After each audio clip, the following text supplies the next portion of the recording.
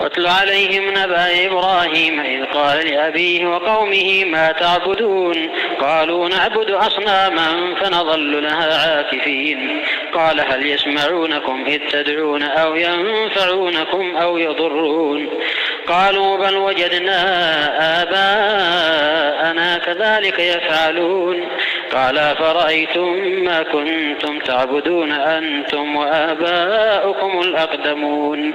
فإنهم عدو لي إلا رب العالمين الذي خلقني فهو يهدين والذي هو يطعمني ويسقين وإذا مرضت فهو يشفين والذي يميتني ثم يحييني والذي أطمع أن يغفر لي خطيئتي يوم الدين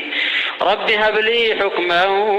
وألحقني بالصالحين واجعل لي لسان صدق في الآخرين واجعلني من ورثة جنة النعيم.